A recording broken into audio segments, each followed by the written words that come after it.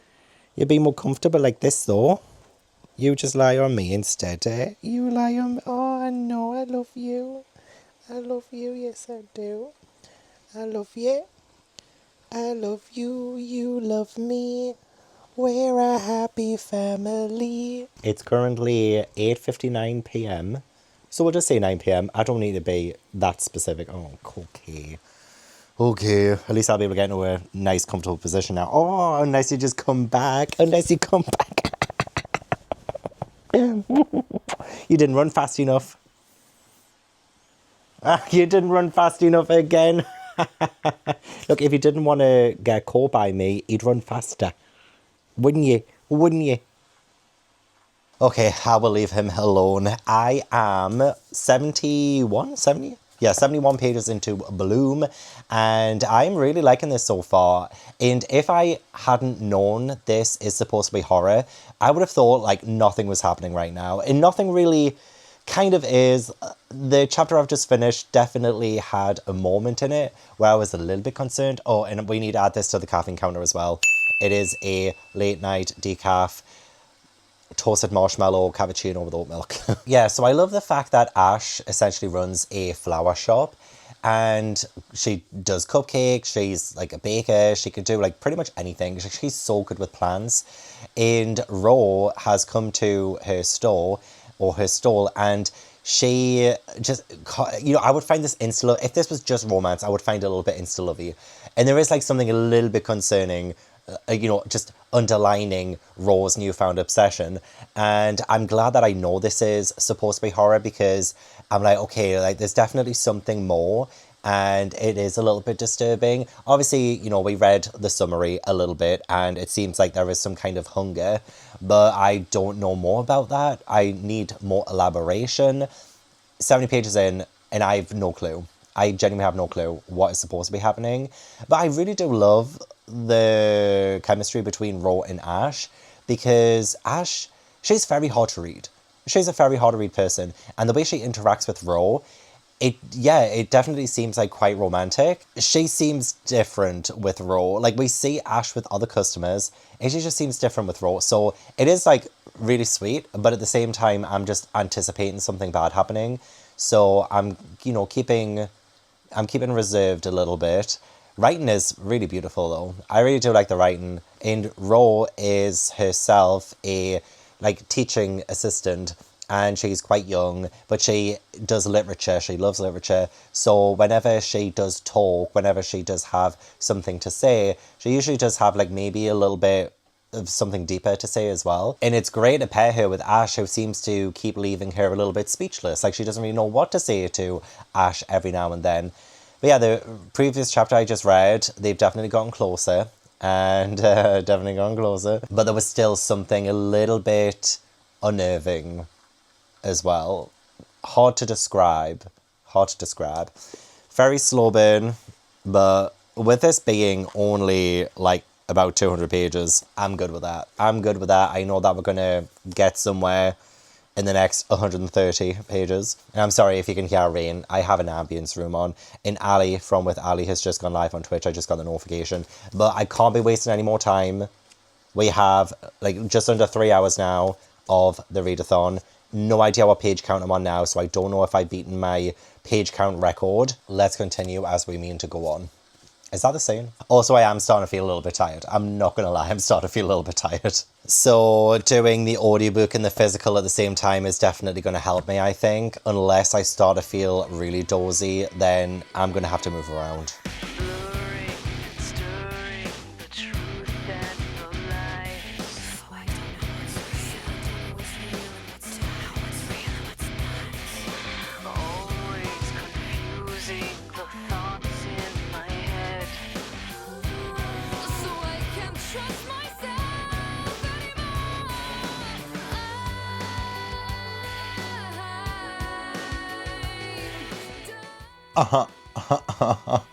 That ending? Seriously? Did you hear about this ending, Tobu? Oh my gosh. My AirPods, you know when it does that sound where it's about to die? Oh my gosh. 20 minutes from the end. I was like, I'm not going to make it, lads. I'm not going to make it. 22:55. p.m. We have 1 hour and 5 minutes left. Are you excited for an actual normal bedtime tonight? Oh yeah. I finished this, and for a good majority of this, I was feeling, you know what, 4 star. 4 star will work. I think 4.5. That ending, seriously, it flabbergasted me, Tobu. Like, actually flabbergasted me. He's looking at my feet. It's because I'm moving the curtains, so he's very interested. There's nothing there, just my feet. But yeah, I will say the most horrifying aspects of this happen towards the end. Before that, I felt like a little bit of a fast-ish kind of romance between two women, and I'm all for that. With, you know, the setting of boundaries and little character traits that are just maybe a little bit bizarre. Like, not too much of a red flag, kind of like an amber flag, you know? But then everything added together, major red flag, and then the freaking ending. The freaking ending, oh my gosh, that was so good. Let me tell you, the Ash in this, not as nice as my Ash. She's not as nice as my Ash, is she? No, she's not. No, she's not. Oh, you're so beautiful. I did want to lie in the bed, actually. I wanted to lie with my pregnancy pillow. Yes, I did. You're in my way. Because with me only having an hour left, I was like, oh, I should probably try and read like a really short one because I'll get through most of it. But I really do fancy The Poet Empress by Shen next. I definitely won't finish it in the next hour, but I'll get a good chunk of it. Well, not even a chunk. I doubt I'll get a chunk read. I'll get started on it because I really have been excited to read it, and then I'll just finish it off in my own leisure. We have a rice farmer who is forced to become concubine to Prince Guan Terran, a monstrous wielder of poetry magic. That sounds good. Heir to the Azalea throne to save her family from the famine blight in the land of Tencha. The prince is locked in a deadly succession war. Of course, can't be a fantasy without a war going on. Yay, I didn't even have to move him myself. So he just knew. He was like, you know what, Dad? That does sound like a great book. The floor is yours.